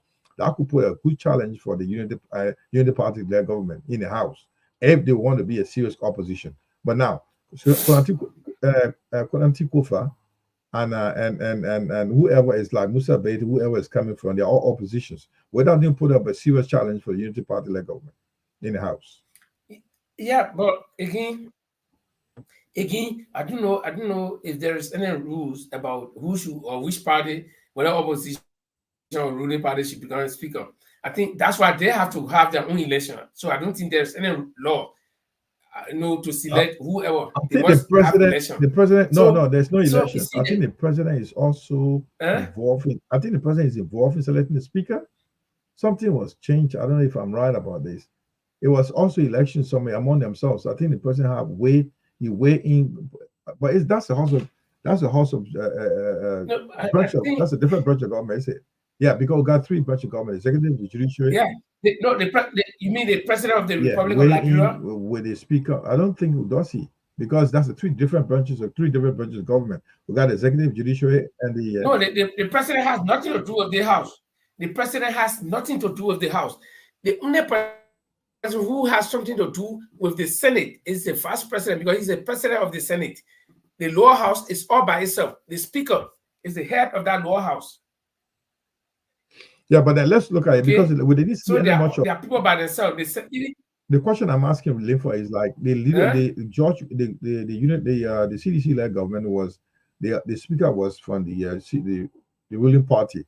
Now, consider the speaker comes from the opposition. We now put much more challenge for the ruling party, like from the CPP or from the but there are not many in the House anyway. It's the Unity Party, it's the CPP that had the most majority in the House right now. Because out of 73 House of Representatives, CPP got 16. CDC got 16. Unity Party has 10, and then we have CPP has 6 and got 18 independent candidates. So out of the 73 House of Representatives. No, actually, the CDC has 25 people in the House. Okay, 25 people in the House. I think both houses 16 for Unity Party. So it's disregard the number of people in the House, right? Disregard the number of people in the House. Yeah, but listen, disregard the number of people in the House. My point here is, no matter what, the House of Representatives, they have to elect, not to select, but elect their speaker. So my point, when I hear people, bringing in other people, activities, somebody say, oh, Musa Belete, that he FIFA money. When the Liberia become a lawyer for FIFA, the first thing the FIFA people talk about is a corrupt organization. You know, FIFA got a law, you cannot sue them and they cannot sue you. FIFA cannot sue anybody and you cannot sue them. So look at that kind of group. That group like that will be judging somebody on their behalf. When the FIFA come to Liberia and say, oh, Musa Belete, the best FIFA could do for Musa Belete or with anybody who they got problem with is to ban them from attending FIFA activities. Simple. You not hear FIFA taking somebody to court. FIFA have never sued anybody, or else blatter them will not be a free people. So FIFA cannot sue people and people cannot sue FIFA. This Liberian people do not know. So you got a lot of funny people going around. Oh, Musa Belete stole from FIFA. So when the Liberia become more peace for FIFA, you think Liberia bigger than FIFA? FIFA is like the whole world organization. Liberia is just part of that world organization. Okay? So how can Liberia now fight FIFA battle? When the Liberia become lawyer for FIFA, when the Liberia become mouthpiece for FIFA, FIFA is an organization that is 1 million times bigger than Liberia in terms of power and everything. Okay? In terms of power and geographical location, extension, just any damn thing you think about. Yeah, so Linfo. Liberian people, some of them, you know, they got a small brain. Listen, they get jump out when they hear something. Some of them don't even know ABC. Linfo, I got your point right now about so all they hear from somebody, Musa Belete stole from FIFA. So if Musa Belete stole from FIFA, now you will go for a get somebody fighting for God. When you know God controls the whole world, God created you, then you go in killing somebody because you say they may not go to church. They may not. Who are you? You can't fight for somebody who is bigger than you. FIFA is bigger than Liberia. So when the Liberia become the policeman for FIFA to say, okay, the person stole from FIFA, so we're going to fight for them. We're not going to elect them because no, Liberian people have got problems. No, then okay. they talk about Fonadu Kofa. Where the Fonadu Kofa see? In America. America is bigger than Liberia. America can take the American bus right there in Liberia. Why they got grab Fonadu Kofa and carry him? But you know, Liberian people, we are like this. I'm not backing those people. I'm not, but I just let them make things straight. Because our people, they are so gullible, small thing. They will just run. Some of them run, they stop somewhere, they don't even know where they're going. You ask them, they say they know where they're going. Yeah, go ahead. Okay, thank you. My point is, because we didn't see much of the role of a speaker challenging the we-are-led government anymore. I mean, because they were running everything. They are 25 now, 25 House of Representative members from the CDC government. Consider the winning, the CDC winning the Senate, the speaker's position in the House. We now put a challenge for the unity-led government because they're going to be there are many in the House. There are more candidates now as well as the speaker position. That's for sure. That's for sure. If CDC wins the speakership, the Unity Party government have got to face stiff resistance. Number one, let me tell you, the Unity Party government, the government that is coming, will have serious opposition. When I say people do not sometimes understand what I say, people think that I'm just saying this because they say we hate I don't know how the Unity Party people became like seditions. They say we hate JMB. Hey man, why would I hate one woman I have not seen before? He are not doing anything to me. He even know me. He even know that I live. I don't know that he lives because he's more popular than me. So how can I hate him? I don't want to be president. He's president. So how can I hate him? But they will not understand. Because they will not understand. And seditions did the same thing. We saw it just 6 years ago. No, I will tell you one thing. CDC is good in opposition than in government, than in governing. CDC cannot govern. CDC is not a governing body. They are there to put pressure. They already started the pressure. You know that we have Prophet Key. We already get CDC and Prophet Key. They put all of them. They are mounting. I listened to them yesterday. They got almost 6, 7, or 8 of them who are mounting to do the thing what Prophet Key have been doing to be abusing. That one thing. They're also thinking about demonstrating. Some of them even suggesting that they should demonstrate on inauguration day. And they do all of that. They'll do all of that to provoke the new government to see how heavy-handedly this government will come down on them. So CDC is good in opposition. This is one group that had almost 200 protests in 12 years. So this government will automatically I'm saying automatically, it will be automatic. They will face stiff resistance. One will come from within their composition. The Prince Johnson factor, one of the resistance will come from there. Yeah, but the second resistance will come from all the political parties. So I got your point. So, we're trying to look at it from the political point. I mean, from the point where, we did not see that stiff resistance in the House because the House was much more dominated by CDC reps and senators. Most of those senators from the other party and the caucus political party so were kind of compromised. Yeah. Mm-hmm. Yeah, so automatically it's a commonplace sense or common sense. People will say that the CDC would not have fought itself in the House. So whatever proposal or whatever debate was on the floor with the speaker and the Senate Pro Tem coming from both coming from the same party, the ruling party, you expected that everything would be solved. They will suppress a lot of things. But now that we are under a different government, if the speaker will come from the opposition and especially in the lower house, it will be a problem because United Party will have to fight. Number one, CDC has majority in the House. So for you to even get a bill passed, several things will happen. They will delay. They will use this thing we call filibustering. They will filibuster the whole process. They will delay, intentionally delay.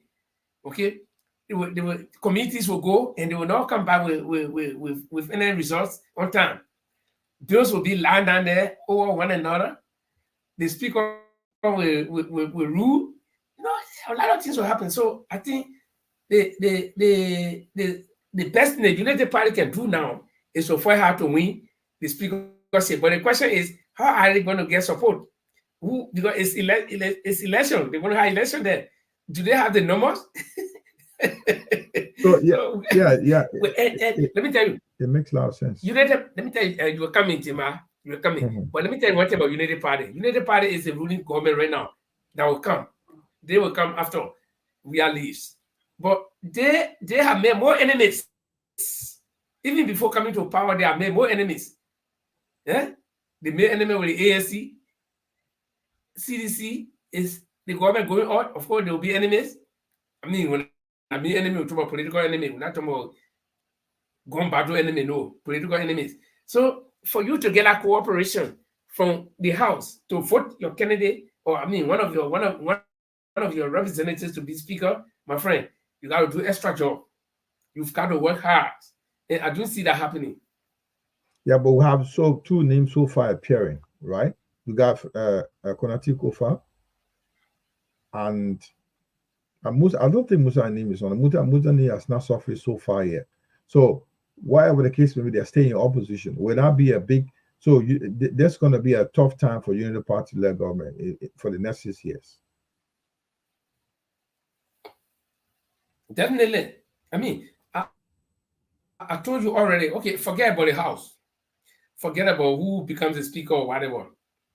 United Party is the biggest enemy in the entire election that we just had. Okay?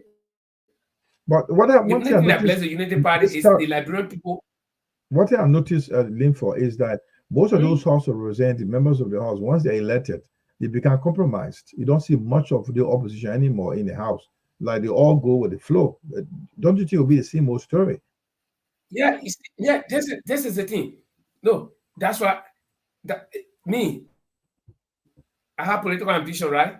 The day I'm ready to run for representative or whatever, for which I will not run on party. For which part? I'll go independent. For what district? District?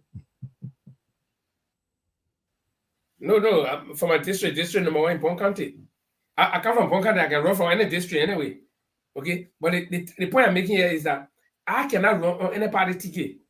I'll run as independent because when you run on party ticket, the first thing you compromise. What if people in your district are not voting for that party, or that party that you're running on is not popular? You will not win. You can win them. Number two, if you win, But the party, you lucky you win on your party because of your own hard work within your district. But the ruling party is not in favor of your district. What do? You have a tough time. So it's better I go as independent candidate. Because when I go as independent candidate, I will be looking at my district. I'll be looking at my people. I will not be looking at party interest. So I go in that house, whether that party A, party B, party C, I will be independent throughout. I will hit them. All right. I will make sure that I seek the interest of my people. But I'm like running my own campaign. I know we got some technical issue today. We're not going to take too long. We got less than 15 minutes to stay on.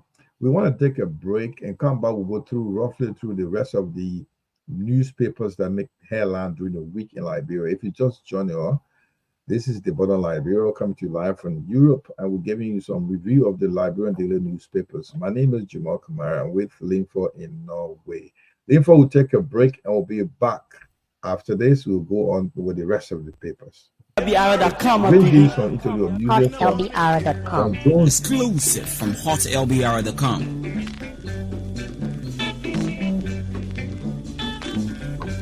If you marry, your trouble really begins.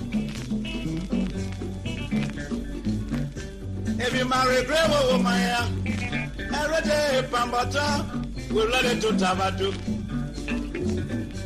If you marry Baza woman, every day full money, Tunika Muriari, Chinika Bonnie Monkey, you play that of you. If you marry Buza woman, every day Tawaki, Lawaninganaya. If you marry Vawaya, every day Pasayama and Jaffin Lafao. So ya put your work, come my put away. Kalokadia way, Baka in one.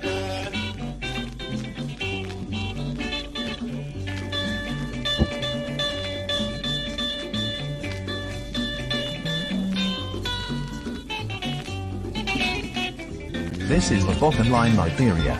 Join us on Facebook, YouTube and online radio. This is the Bottom Line Liberia. Join us on Facebook, YouTube and online radio.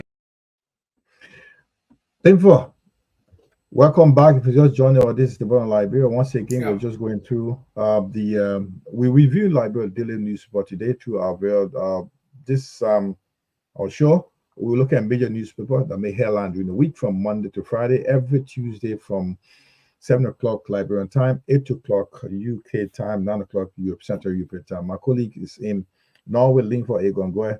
We giving some our own perspective of the major daily in Liberia that made news. So Linfo, we're going to go through, we got a couple of newspapers to go through right now, and from there we can able to Linfo, I want you to look at this right now, this main story. Linfo, what do you think about this? What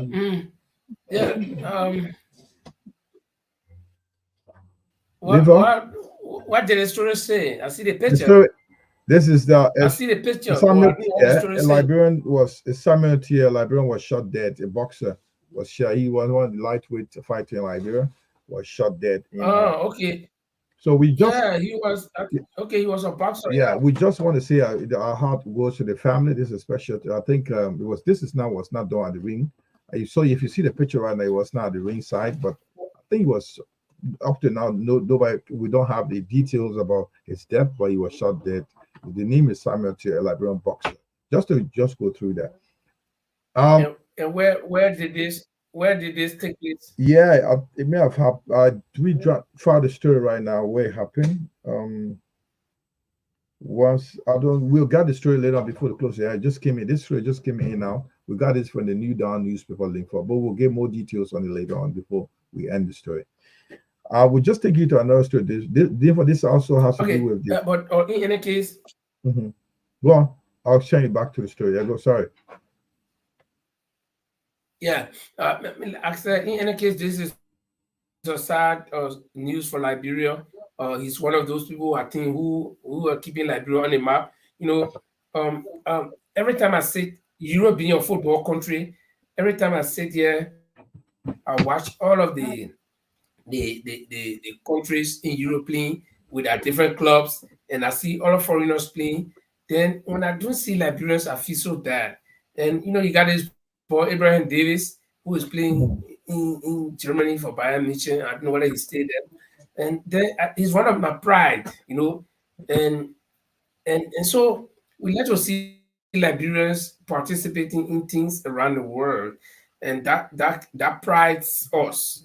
So if one of them is taken away like this, it becomes so sad that I just can't get away. But our hats off to our hearts go to the family for his untimely death, I would say. And he's one of us. Me, I've adapted our American belief that you take one of us, you take all of us. So hurting one of us, it hurts all of us. So my heart go out to the family, and we hope that they can take heart. Like we say in Liberia, take heart. Yeah, Linford, that's it. Our heart goes off. We keep the family in our hearts, and in our prayers, thoughts, and prayer wherever they are. This is Samuel Tier, a Liberian boxer, was shot dead. Now, Linford, talking about sports, we still have. This is something about a Liberian player that making headway in Canada. He was born in Guinea from a Liberian family, refugee family. Worked. I think he was 8. Grew up in the Netherlands. Played couple of football in Netherlands clubs, major club MVV, Maastricht, and other clubs within Netherlands. He moved to Canada. He's just one of the big guys. He also been playing. He's been called upon by the national team to play. He's really making a big name in Canada at the moment. He play, I think, York United. They call him Brim Sumaru. Yeah, that's good. This is why we like to see. Yeah, this is why some of us like to see. Instead of when you open the newspaper or when you go to Facebook or social media, you see, one Liberian is going to jail because he was selling false document to people, or you get one Liberian who broke jail, who raped. You get one Liberian who did that. We know that everywhere you see people committing crimes, but at the same time, if you see people doing good things for your country, I think you would rather to see people doing good things for your country or in the name of your country, or even not for your country, but at least that they come for your country. Let me tell you, there is a parable. Our old people say, they say, when people leave on transit, you hang it up, hang it uno. When a new transit, but once people leave on the hanging on the rope, outside, they say that who transit, nobody will take a transit. Yeah, just a little bit of. When the transit clean hanging, they say who transit? Oh, they say that we don't. Yeah. So when we see our people performing well, we are proud. He was. Imagine, Tima. Yeah. Go on. Yeah, I do ski, right? I live in Scandinavia. I do ski. I let to take risk. I'm one of few Liberians, I think, in this country that do ski, and I don't just do ordinary ski. I do slalom, the fastest one from uphill downhill, which runs up to like 40-45 kilometers per hour like a car. And I got all 4 of my arms broken because of that. The 2 arms you see on me, they're all broken. But when the Norwegian people see me, they say, you ski? How you learn this thing? Because they don't believe that blind men can do it. See? So when they see me skiing, they say, oh, you ski? I say, yes. So you see, I like to see Liberians doing things that will bring pride to our country. So, to see this fellow making name in Canada, I really admire that. It's a good news for us. Okay, if you just join the picture on the screen is Brian Sumaru. A little bit of background information info. Sumaru made his first SDVC, that is the first division club debut in the Holland, because Young FC Twente, where he grew up, that's around Enschede area in Holland. If you know about Netherlands, a little bit of Holland, which is called the Netherlands. And on August 29, 2014, the first game against RKV Waalwijk. July 2018, after being released by the Go Ahead Eagles, he trialed with 2 Bundesliga sides, SVG, so 2 clubs in Germany.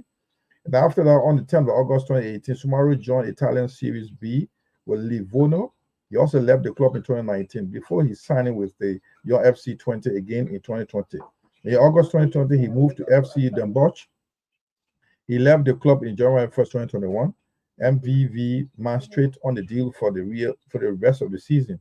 On the 1st of February 2023, Sumaro joined the Canadian Premier League side called York United FC, signing a 1-year deal, including club options for a further extension.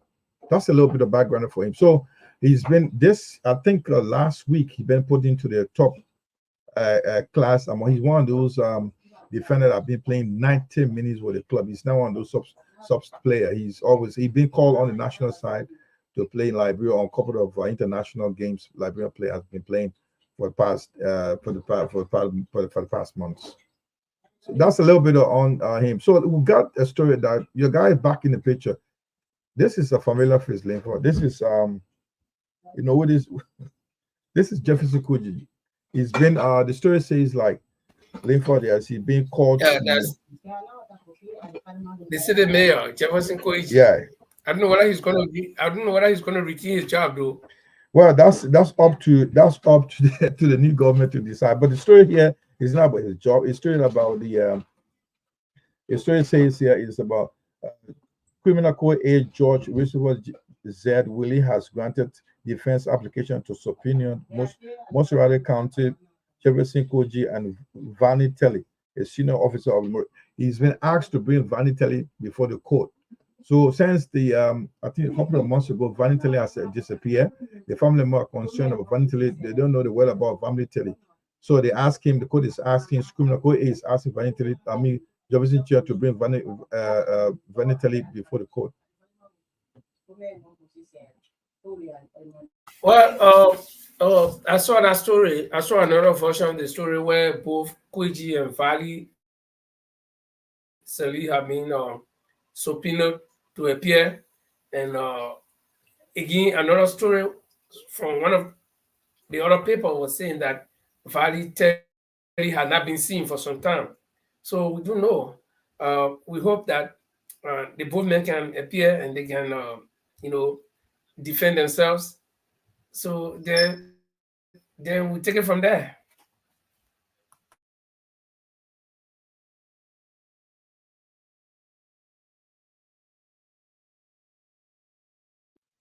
They fought $22 million petroleum storage for Liberia.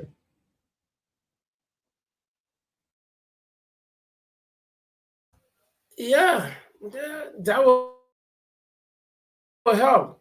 I think the petroleum issue in Liberia will be minimized. I understand gasoline and diesel price is very high, so I think that will help.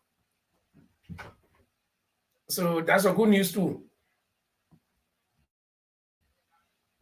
Labour with I think we are experiencing some technical issues. So with that, we got made. That was a major news paper that we're looking through tonight, and I think with the time at 2 minutes to our hours we want to see if we can wrap up here because we still experience a technical issue with some glitches in our communication. So, Labour, what do you have to take us home? Yeah. We just want to say thank you very much tonight for those of you who followed us. We know we've been having these technical glitches. All of the you don't hear all of what we say because of we've had this technical issue tonight, but we hope that it will be better next time when we are here on Tuesday. We'll be here with a fresh edition of the program. Do join us. You can catch us on our online radio as well. You can also follow us on the show. If you get joining us, you can go back on the video and watch us. We are on YouTube. We are on Facebook. So you can follow us anywhere. And we hope that you can be here on next Tuesday for a fresh edition of the program, The Bottom Line Liberia. Chimba, take us home. Livo, take us home with our popular anthem, the national anthem. That is our boy himself. What is his name again? Take her home.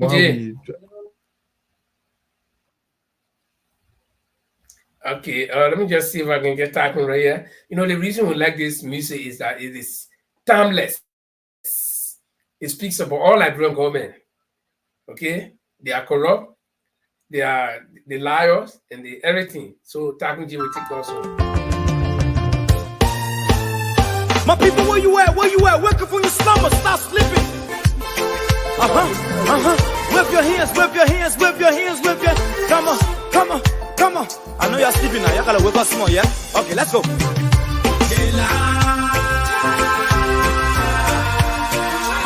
people fool us. The people lie to us. The government betray us. So much. I said they lie. The people fool us. The people lie to us. The government betray us. They can lie, they can steal, they will not go. I said we tired with their lies. We tired with their promises that led us to all our damages. We tired with their speech they preach indeed, and now unique they deceive us. The thing we saw, it frustrate us.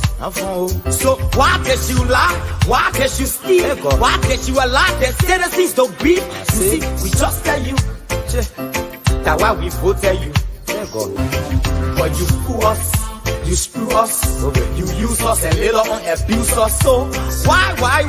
The government should lie. Why? But that's the question that we ask.